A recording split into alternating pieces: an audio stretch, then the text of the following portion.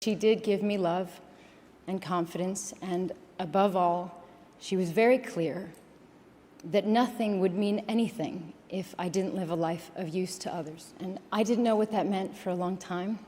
I came into this business young and worried about my own experiences, my own pain. And it was only when I began to travel and look and live beyond my home did I understand my responsibility to others. And when I met survivors of war and famine and rape, I learned what life is like for most people in this world, and how fortunate I was to have food to eat, a roof over my head, a safe place to live, and the joy of having my family safe and healthy. And I realized how sheltered I had been, and I was determined never to be that way again. We all know women in our lives who were never able to live their creative dreams because they had to put their families first. We have a level of freedom that is unimaginable for millions of other women around the world. Women who live with conflict and terrorism and displacement and poverty, who never get a chance, whose voices are always silenced. And there are women across the world who face serious danger and get hurt just trying to have a voice, just an opinion. It's not a luxury for a privileged few in society. It is, in fact, a human right laid down in the UN Universal Declaration of Human Rights. Every woman has a right not only to independence and security, but to live her life to the full and to express herself to the full, including through art and ideas as well as politics. And that right is denied so often to women because it is so powerful. I wanted to just learn a few years ago, and I had learned so much about the UN, and I'd read so many amazing things that so many people in this room, the things that you write, and I felt not intelligent and not a part of that world. And I wanted so much to be allowed to learn. And when I read a lot, and I eventually called UNHCR because I couldn't believe that that many people could be displaced, and I wanted to know what that meant and how that could happen. And that they, even though I was a crazy, strange actress, they kind of said, all right, we'll let you see, you know, I didn't want to get in the way, and I was just, I met these amazing people, and I was suddenly in an environment where journalists and war photographers and field officers are all working together to help other people. And I'd never seen that before in my life. And I was really just so inspired and so humbled that they let me just be there. And that's how I feel tonight. So I'm really just happy to, I'm so emotional. I'm just so happy to be a part of the UN and a part of this family of people that are doing good to just help other people. And that's what their focus is at the end of the day.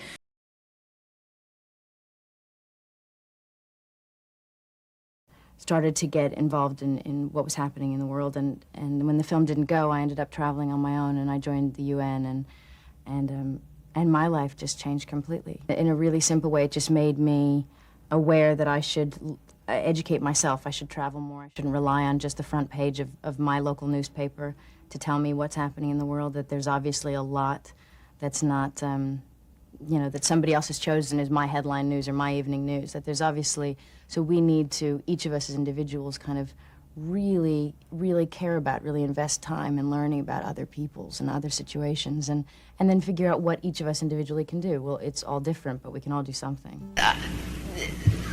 To receive an award for something that has been the greatest privilege in my life is quite a strange thing, but it means a lot to me.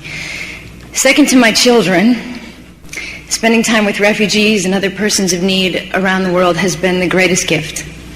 It's been the greatest life lesson I could ever receive. After my first trip to a refugee camp, I made a promise that I would try to help others to understand everything that I was fortunate enough to witness. And so that I stand here today makes me feel that in some way I'm living up to that promise. So I thank you very much. You know, with all of the things that happen in the news, we often get so focused on there's so many big things that are happening, but as they happen, there's so many things that continue on, like Congo, like Uganda, and all the child soldiers. There's so many things we must keep remembering, keep fresh in our minds, because they are certainly not stopping. Alongside the UN Refugee Agency for the last 4 years. And in any UNHCR office, in any corner of the globe, you will find an amazing mix of very hardworking and often very, very tired people. And what is beautiful to me is that the men and the women are always a mix of nationalities. They're Guatemalan, Japanese, Scottish, American, English, African. And they have all come together with one common goal: to help other people. That's the UN at its best, and it's amazing.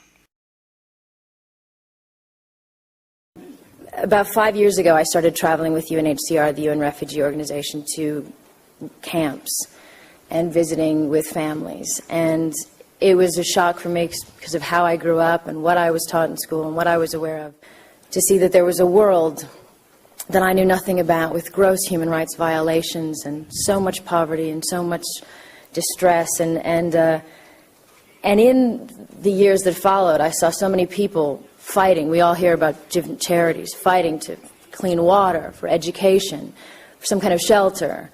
UNHCR fights for people to have the right to seek asylum. And we all do look at this as, which is I think the message of this panel, whether it's charity or is it our right. And the reality is, for many years I thought how nice so many people are helping with all these things. You know, the good people are doing a lot of nice things for people, for these desperate families. And then it was brought to my attention that there is this document, the Declaration of Human Rights. And what it says is that these are not things that nice charities do for poor people, but that these are the law. It's the law. Children should have an education. People should have the right to seek asylum. If they are in danger, they should have a right to protect their families. This is the law of the land, and it's what we should all follow. So it's been a different way to approach it, and it has become very important to me.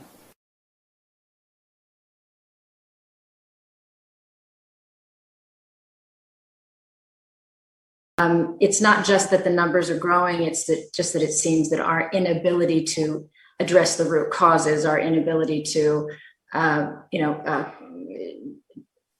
meet the needs of the people during displacement and work with them to then not just survive this displacement, but to use this on average 18 years of displacement and then return to their countries and help stabilize and rebuild their countries. So I think we're failing on in many ways, and I don't think there's one crisis that's more than, or one appeal that's more than 10% funded. We have situations that are 2% funded. And what that really means in the field is people who are not going to survive. And so it's not sustainable, and it's a very, very, it's an explosive situation that if we don't get a handle on it is only going to grow and become much worse. The point is, I have watched that moment. I have watched 9/11. I have watched the people forcefully returned to nothing. I have followed people back into Afghanistan and seen them. I've seen so many promises made and broken. I have met with troops, American troops, who've given their limbs and lives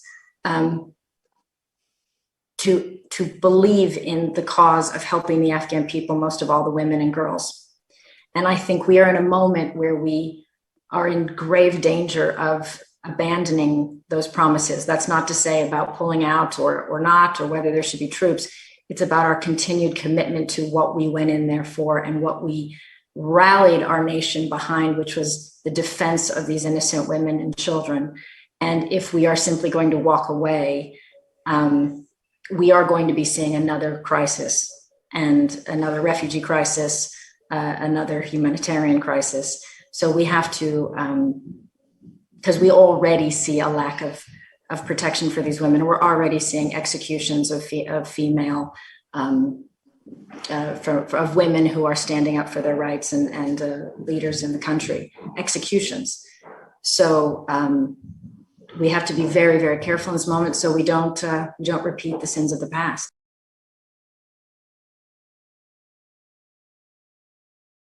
There's so much hate these days. There's so much discomfort with people from other countries that we don't know and people that are foreign to us. And I think to remind everybody to be open to why people flee, why people cross the border. It's not just for economic reasons. Some people are really running for their lives and have been through horrific things and are really willing to work hard in a new country and try to just be good citizens and have a good life. And so this film certainly helps to give that message. Through the gravest refugee crisis since the founding of the United Nations, as 20 million people are on the brink of death from starvation in Yemen, Somalia, South Sudan, and Southeast Nigeria. The United Nations is not a country. It is a place where we come together as nations and people to try to resolve our differences and to unite in common action. As a citizen, I find myself looking out on a global environment that seems more troubling and uncertain than any time in my lifetime. And I imagine many of you feel the same. We are grappling with a level of conflict and insecurity that seems to exceed our will and capabilities, with more refugees than ever before, with new wars erupting on top of existing conflicts, some already lasting decades. Many of these things are not new, but taken together and in the absence of strong international leadership, they are deeply worrying.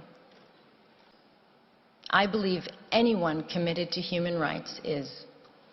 It means seeing the world with a sense of fairness and humility and recognizing our own humanity in the struggles of others. It stems from a love of one's country, but not at the expense of others. It includes the view that success isn't being greater than others, but finding your place in a world where others succeed too. And that a strong nation, like a strong person, helps others to rise up and be independent.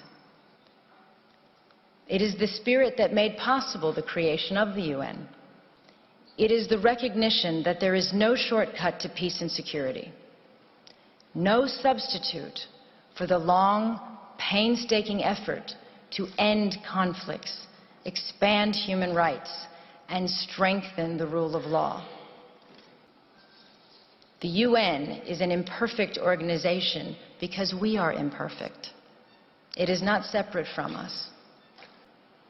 We should always remember why the UN was formed and what it is for, and take that responsibility very seriously. We have to recognize the damage we do when we undermine the UN or use it selectively or not at all, or give the UN impossible tasks and then underfund it. The UN can only change if governments change their policies, and if we, as citizens, ask governments to do that. It is moving if you think about it. We are the future generations envisioned in the UN Charter. When our grandparents resolved to spare future generations the scourge of war, as written, they were thinking of us.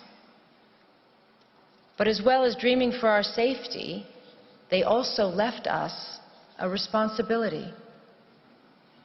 President Roosevelt, addressing the U.S. Congress in January 1945, 6 months before the end of World War II, said this: "In the field of foreign policy, we promise to stand together with the United Nations, not for the war alone, but for the victory for which the war was fought."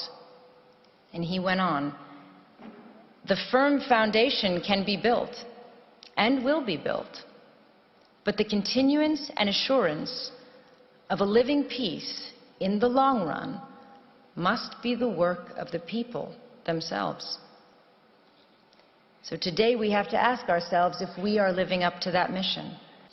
The memory of those who came before us holds us true to our ideals. Resting, unchanged in time, They remind us who we are and what we stand for. 14 years since his death, there is a stronger need than ever before for us to stay true to the ideals and purposes of the United Nations.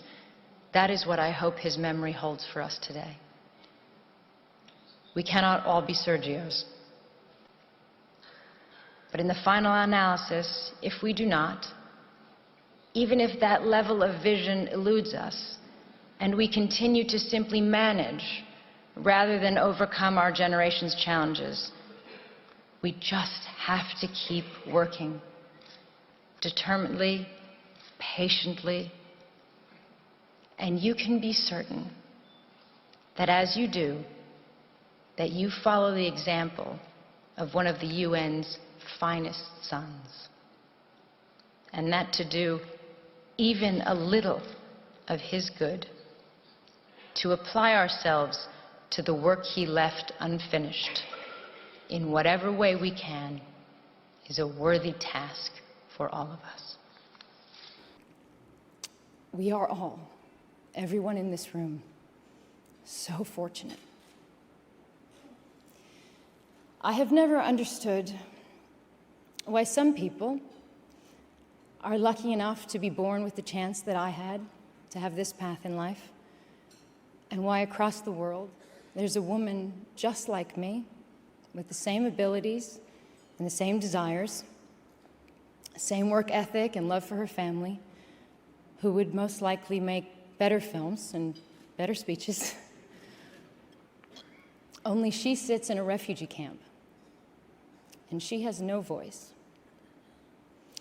She worries about what her children will eat, how to keep them safe, and if they'll ever be allowed to return home. I don't know why this is my life, and that's hers.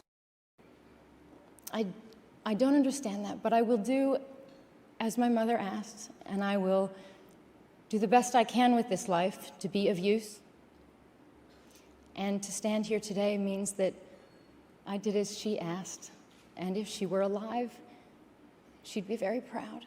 So thank you for that.